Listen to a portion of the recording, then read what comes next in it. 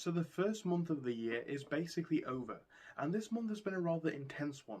Now, if you guys don't know and you're watching the channel for the first time, I run multiple different businesses, all from the comfort of this room. That's right, everything that I do can be done online. However, it does definitely come with its own challenges. Let's talk today about what I've done in January, how much money I think I've made so far, because there is still a few days left, and ultimately what I plan for in the next month or so. Now, I must say, if you guys want to learn how you can make money online, I do recommend that you join the Discord server. Currently, it is free up until 25 members. Right now, we have about 9 to 10. So if you guys click on the link in the description, you can get in there for free. And again, when we get 25 members, we will be going paid from there. But I'm going to be sharing a lot more knowledge in there. So if you want to see stuff like that, I do recommend that you sign in over there. It is currently free to be a member. Anyway, let me tell you about what this past month has presented. I'm going to share every single angle of my businesses, starting off with the most important and interesting ones. So let's first start off with eBay. Now, for those who don't know, eBay is basically my main business at the minute. It's the one that I don't necessarily spend the most time on, but it does make the most money. So as far as we are now, I've made about £3,000 in revenue this month on eBay. That was about 61 sales, and it's been a very interesting month. Now, I've not had many issues with the sales of this month, but I'm still dealing with some of the lagging problems from last month, because if you think about it, when we talk about returns and whatever, that will technically come out of last month's money for the first few days of the month as people return goods that were bought in December. So I've had a few interesting cases of that. Now, I've experienced the bad sides of dropshipping and how it can really be a negative if you don't do it right. I always try and do so correctly, and for the most part, I am very successful with it. I've had over 160 sales total on this channel, and on my previous eBay account, I had well over 400 sales. So coming up to 600 sales now, I understand how dropshipping works, but even I can make the odd mistake, and this time it cost a lot. I saw one of my dropshipping items come weeks late, and that was not acceptable. I had no other option. I was going to get both negative feedback and just no justification I could give to the customer as to where the item was. It eventually arrived, but for the time being, I am now down £170 on that item because it was quite expensive. And fortunately for me, I've been told by the buyer that they are going to send it back, but it's one of those things where they don't necessarily have to. And for now, I'm just going to assume that I have to swallow that loss. But that was a painful one from last month. But this month we're doing okay. Maybe one or two returns I'd expect this month so far that I can see are going to kind of play out. But overall, very, very good month for business. I'm just going to keep expanding and keep growing. I've not grown on eBay this month as much as I'd like to have, but 3,000 a month in revenue, I can't exactly complain about that at all. It's just about keeping that momentum and growth going into the next month and keeping my multiple businesses running. Now let's talk about the second one, which you guys are probably most interested in. That is Etsy. Now, I've had a lot of interest in Etsy because eBay, there's a lot of people on YouTube talking about eBay. Everyone basically knows how eBay works, and Amazon as well. But not many people do Etsy or talk about Etsy on eBay.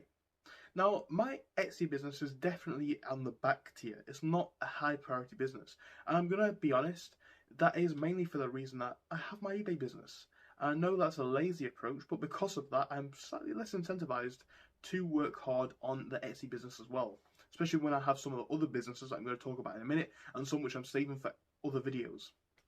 But Etsy this month, I think I've made about £300 or £400, so that's not too bad. I've not really had any trouble on Etsy, I never really do. The trouble I do have with Etsy, the only problem that I have, and it's not really a problem, is the logistical nightmare of it.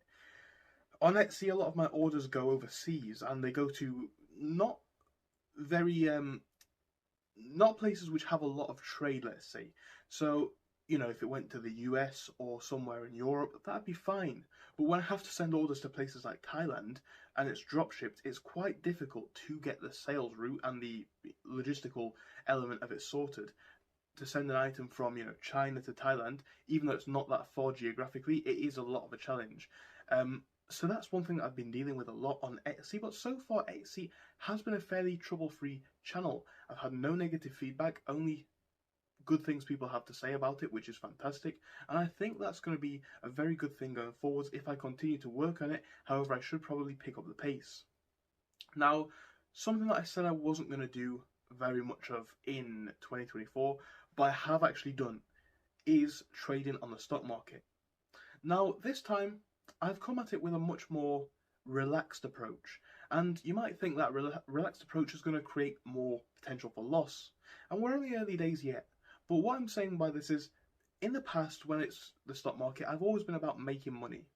And it's ironic, but I think when you're in the markets, that mindset of making money at all costs is what costs you a lot of money. You just end up losing a lot of your investment because you don't want to take small losses. But now I'm comfortable closing out positions for £20 loss, £50 loss, £100 loss if it's going to save the account long term. So for that reason, this account's going strong so far, and I hope that I'm going to continue to build it up. Now, as of this month, I've made an extra £200 just by trading in the stock market, and most of that really was made in the past week or so. I had an initial loss about a week ago, and then in this past week, I've been able to bring it back to a point where I'm now up about £200. So I'll keep you guys updated with that one. Like I said before, I don't see the stock market as a major thing that has value for me, but when I do see opportunities in it, I don't see why I shouldn't take them and why it can't be a good money maker. So that's the latest with that. So that's really all of the things that I've been doing this month. 3 simple businesses, but they've been keeping me running. And I know I've not been making as many YouTube videos as possible.